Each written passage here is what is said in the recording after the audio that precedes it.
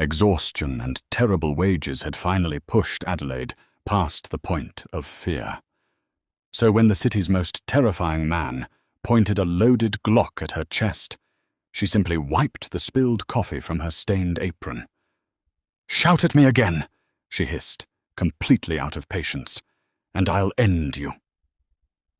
His reaction defied all belief. The neon sign outside Gina's all-day breakfast flickered with a persistent, annoying buzz, casting a sickly pink glow over the rain-slicked pavement of 9th Avenue. Inside, the air was thick with the smell of stale grease, burned filter coffee, and the quiet desperation of a 3 a.m. Tuesday shift in Hell's Kitchen. Adelaide Callahan leaned heavily against the laminate counter, rubbing the back of her neck. At 28 years old, and proudly wearing 280 pounds on her 5'7" frame, Bear was a woman who took up space in a world that constantly demanded she shrink. Her feet, crammed into orthotic work shoes, throbbed with a dull, rhythmic ache. Her pink uniform was tight across her broad shoulders and wide hips, stained with the remnants of an 8-hour shift that had inexplicably morphed into a double. She was tired, her lower back was screaming, and she was in no mood for nonsense. The bell above the door didn't just jingle, it shattered the quiet. The cold night air rushed in, bringing with it 3 men who carried an aura of absolute violence. The temperature in the diner seemed to drop 10 degrees. The 2 men flanking the leader were built like brick walls, their eyes scanning the empty diner with the practiced paranoia of apex predators. But it was the man in the center who sucked the oxygen out of the room. Maximilian Rossetti. Even Bear, who made it a point to mind her own business and stay out of the local gossip, knew who he was. The Rossetti family ran the docks, the local unions, and half the underground casinos in the tri-state area. Maximilian was the underboss, a man whose tailored Italian suits barely concealed the savage brutality that had earned him his reputation. Rumor had it he had personally buried 2 rival gang members alive under the fresh concrete of the new Hudson Yards development. He was tall, rigidly imposing, with dark eyes that looked like they had never seen a joke, let alone laughed at one. Gina, the diner's owner, was usually asleep in the back office, leaving B to manage the graveyard shift. Right now, B thanked God Gina wasn't out here. The older woman would have fainted. Maximilian didn't wait to be seated. He walked straight to the largest corner booth, the one with the ripped red leather, and slid in. His men took the adjacent booths, sitting facing the door. B took a deep breath, grabbed a fresh order pad, and walked over. She didn't scurry. She didn't coo.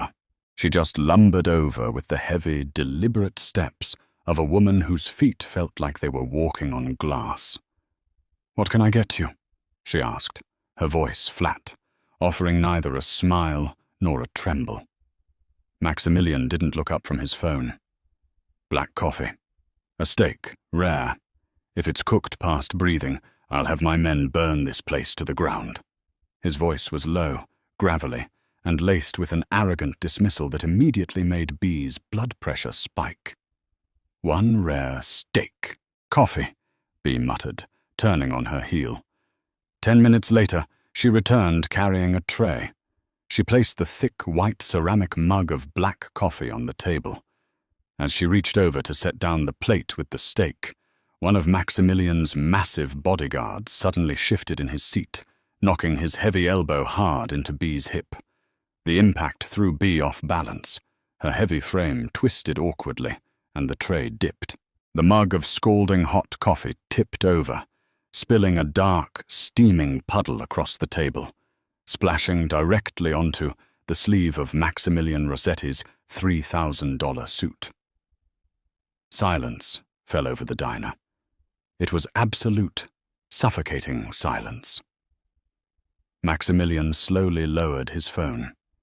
He looked at the brown stain spreading across his pristine grey cuff, and then his dark, furious eyes slowly drifted up to meet B's. "You stupid, clumsy cow!" Maximilian roared, his voice echoing off the cheap tin ceiling. He slammed his fist onto the table, rattling the silverware. "Do you have any idea how much this suit costs? It costs more than you make in 5 years, slinging hash in this dumpster." B stood there, the empty tray hanging from her hand. The bodyguard who had bumped her was already reaching inside his jacket, a cruel smirk on his face. Maximilian stood up, towering over her. He jabbed a finger hard into her collarbone. "Look at you. You're pathetic. Get down on your knees and clean this up right now, or I swear to God I will have you cut into so many pieces they won't be able to fit you in a standard casket." The adrenaline hit B's system like a freight train. It wasn't fear that coursed through her veins. It was a lifetime of rage.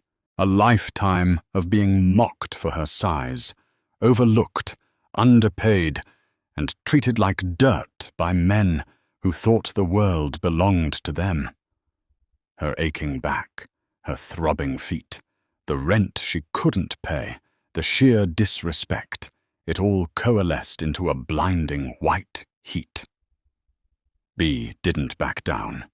She stepped forward.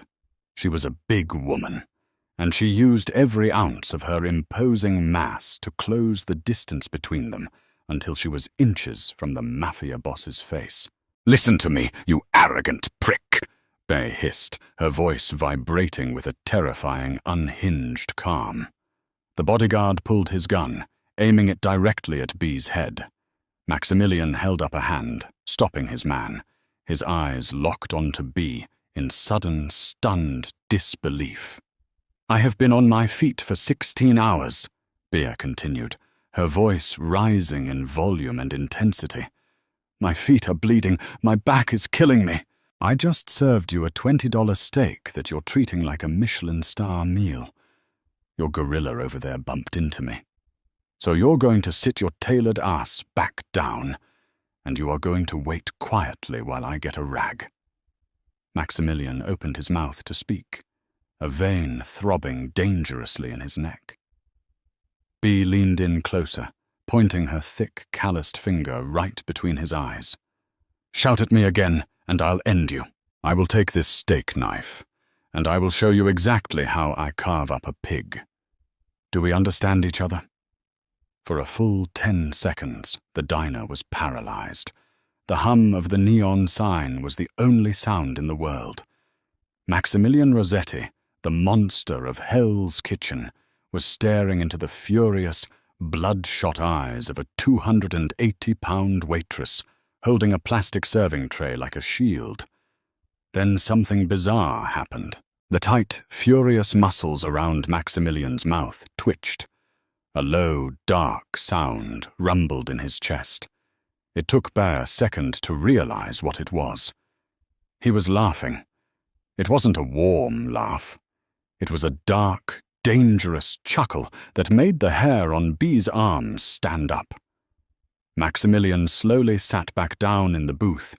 He looked at her, really looked at her, his gaze sweeping over her flushed face, her stained apron, her defiant posture.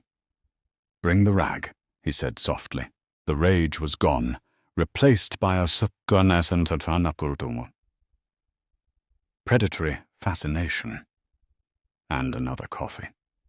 B glared at him for a second longer, refusing to be the first to look away, before turning and marching back to the kitchen. Her hands were shaking so violently she could barely pour the fresh coffee. "I am a dead woman," she thought. "He's going to wait until I get off shift, and he's going to kill me." But when she returned to the table with the rag and the coffee, Maximilian didn't say a word. He ate his steak in silence. When he finally stood up to leave, he walked past her, pausing just long enough to lean down near her ear. He smelled of expensive cologne, rain, and gunpowder. "You've got a lot of nerve, Adelaide," he whispered, reading her name tag. "I like nerve." He walked out the door, his men following like shadows. When Bea turned back to the table to clear it, she froze. Sitting in the center of the table, perfectly folded, was a stack of crisp $100 bills, 10 of them, $1,000, and beneath them, written on a napkin in elegant, sweeping ink, was a single sentence: "See you soon." For 3 agonizing days, Adelaide waited for the other shoe to drop. Every time a dark car drove slowly past her cramped third-floor walk-up in Queens, her heart leaped into her throat. Every time the diner bell chimed during her shift, she braced herself for a bullet. But nothing happened. Gina, who Bea eventually confessed the incident to, had practically wept in terror, begging Bea to flee the state. But Bea had a mother in an assisted living facility in Brooklyn to pay for. She couldn't run, and a stubborn, prideful part of her refused to let a mobster chase her out of her own life. By Thursday evening, the torrential New York rain had returned. Bea finished her shift, wrapped her oversized waterproof coat around her bulky frame, and stepped out onto the slick sidewalk to walk to the subway. She didn't make it to the corner. A sleek, black Cadillac Escalade glided silently to the curb, cutting off her path. The back door popped open. Out stepped Carlo, the bodyguard who had bumped her table 3 nights ago. He didn't draw a weapon, but his posture made it clear that running wasn't an option. "Get in, Adelaide," Carlo said gruffly. "I'm taking the G train," Bea shot back, clutching her purse tight to her chest. "Move." From the dark interior of the SUV, Maximilian's voice drifted out, smooth and lethal. "Get in the car, Bea, or I'll have Carlo throw you in the trunk. It's raining, and my patience is thin." Bea weighed her options. Scream and get shot on the sidewalk, or get in the car and see what this psychopath wanted. Scowling, she pushed past Carlo and hoisted her heavy frame into the luxurious leather interior of the Escalade. The door slammed shut, sealing her in a silent, temperature-controlled bubble that smelled of rich leather and Maximilian's intoxicating cologne.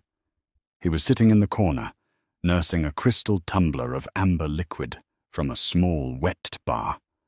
He looked even more dangerous up close, the dim streetlights occasionally illuminating the sharp, ruthless angles of his jaw. "Drink?" he offered, swirling his glass. "I don't drink with mobsters," Bea snapped, crossing her arms over her chest, trying to ignore how fast her heart was beating. "Are you going to kill me or what? Because I have to visit my mother tomorrow, and I need to cancel if I'm going to be at the bottom of the East River." Maximilian actually smiled. It was a terrifying, beautiful sight. "You really don't fear anything, do you? A woman your size, living paycheck to paycheck, threatening the underboss of the Rossetti Syndicate. It's fascinating." "My size?" Bea bristled, her eyes narrowing. "Is that what this is? A freak show for you? You want to mock the fat girl before you put a bullet in her?" Maximilian's expression darkened instantly. He leaned forward, the amusement vanishing.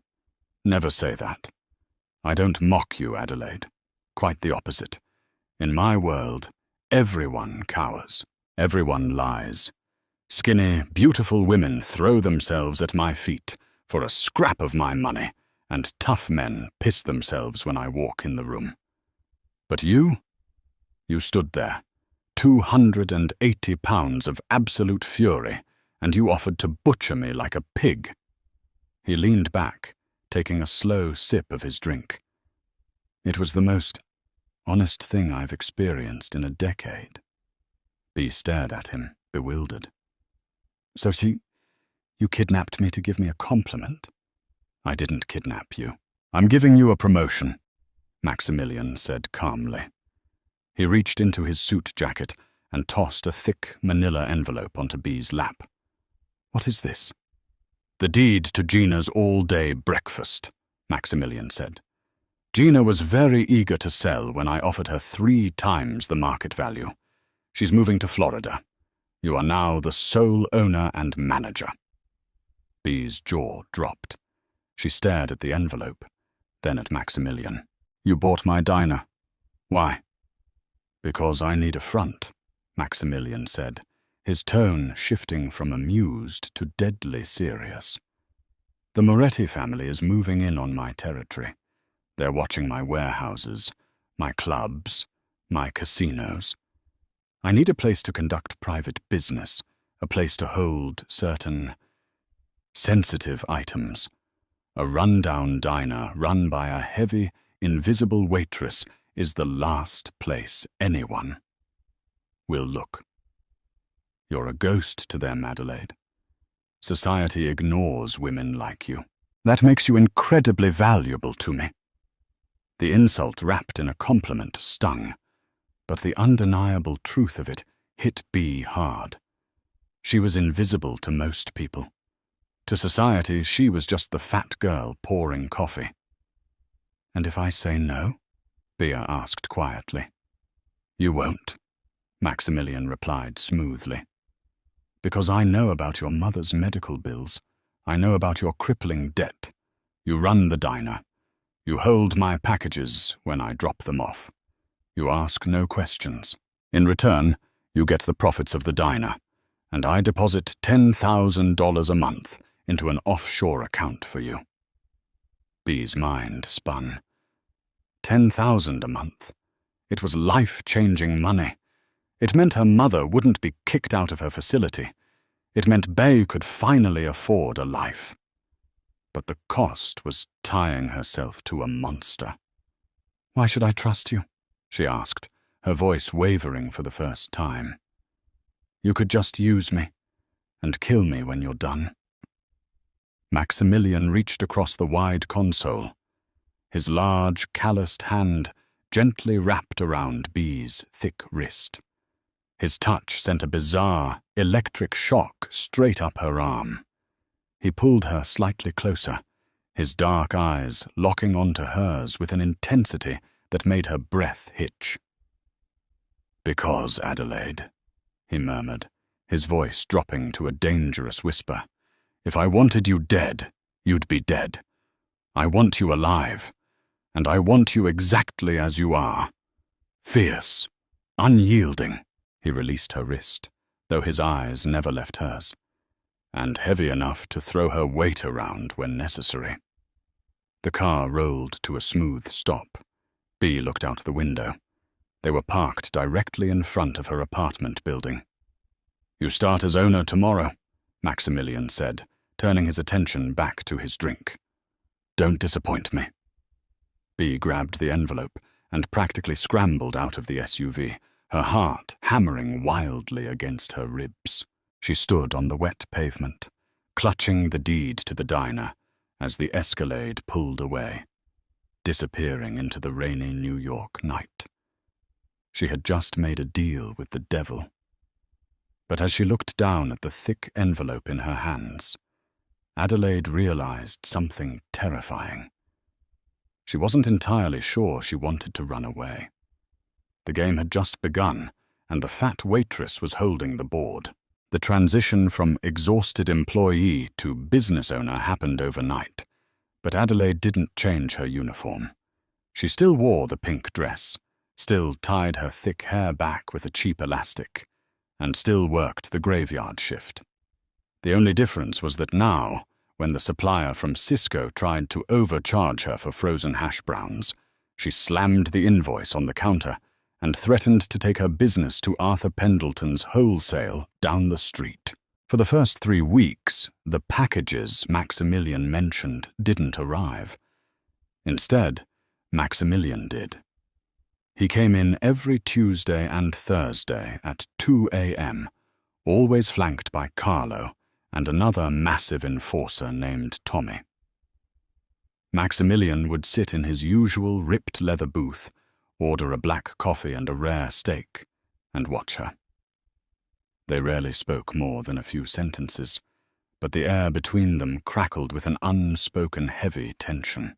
He watched the way she moved, unapologetically taking up space, barking orders at the new fry cook, Thomas, and effortlessly hauling 50-pound sacks of flour from the delivery truck to the pantry. To the rest of Hell's Kitchen, she was just Bea, the heavy-set, loud-mouthed diner owner. To Maximilian, she was the safest vault in New York City. The illusion shattered on a freezing Friday night in late November. Maximilian hadn't shown up for his usual Thursday visit. Instead, at 3:15 a.m., the diner door swung open and Carlo walked in alone. He looked pale, sweating despite the chill, and he was clutching a nondescript, heavily taped cardboard box. "Put this in the back," Carlo muttered, his eyes darting toward the front windows. "Bottom of the deep freeze. Do not open it." Bea wiped her hands on her apron, taking the box. It was surprisingly light. "Where's Maximilian?" "Busy," Carlo snapped. "Just do it, Adelaide." She carried the box into the walk-in freezer, burying it under a stack of frozen beef patties. But as she walked back out to the kitchen, her instincts flared. Something was wrong. Carlo had been with Maximilian during the coffee-spilling incident. He was usually arrogant, cruel, and painfully loyal. Tonight, he looked like a rabbit caught in a snare. An hour later, the diner bell chimed. 3 men walked in. They weren't Maximilian's men. They wore cheap leather jackets, and they didn't bother pretending to be customers. The man in the front was Lorenzo Moretti, the nephew of the rival syndicate's boss. He was lean, overly cologned, and had a nasty scar running through his left eyebrow. "We're closed," Bea said loudly, stepping out from behind the counter. She crossed her thick arms, planting her feet. Lorenzo smirked, looking her up and down with obvious disgust. "I don't want a burger, sweetheart. I want the box Rossetti's dog dropped off here an hour ago." Bea didn't blink. "I don't know what you're talking about. The only boxes I get are from my produce guy, and unless you want a crate of bruised tomatoes, you need to get out of my diner." Lorenzo pulled a suppressed pistol from his jacket, pointing it squarely at Bea's broad chest. "Listen to me, you fat cow. I know it's here. Hand over the drives, and maybe I'll let you live to see breakfast." For a split second, fear iced Bea's veins. These weren't men she could intimidate with a steak knife. But then the old familiar rage bubbled up. Fat cow. It was always the same insult. "You want to look?" Bea asked, her voice dangerously calm. She took a step back, gesturing toward the swinging kitchen doors. "Be my guest. It's in the back." Lorenzo nodded to his 2 men. "Watch the door." He kept his gun leveled at Bea and followed her into the narrow, greasy kitchen. "Where?" he barked. Bea walked toward the deep fryers. The oil had been bubbling at 350 degrees for the last 6 hours. "In the pantry," she pointed past the fryers, positioning herself perfectly between Lorenzo and the exit. As Lorenzo stepped past her, his eyes focused on the pantry door, Bea didn't hesitate. She didn't have a gun, but she had 280 pounds of solid mass and a lifetime of pent-up aggression. She threw her entire body weight into Lorenzo's side. The impact was like a freight train hitting a bicycle. Lorenzo gasped as his ribs cracked under her weight. He flew sideways, his gun clattering across the slick tile floor. Before he could recover, Bea grabbed the heavy metal handle of the fry basket, pulled it from the boiling oil, and swung it.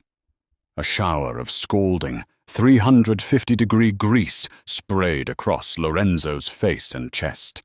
His screams were deafening. He thrashed on the floor, clawing at his burning skin. Hearing the screams, the two men in the front rushed the kitchen doors. Bea was already moving.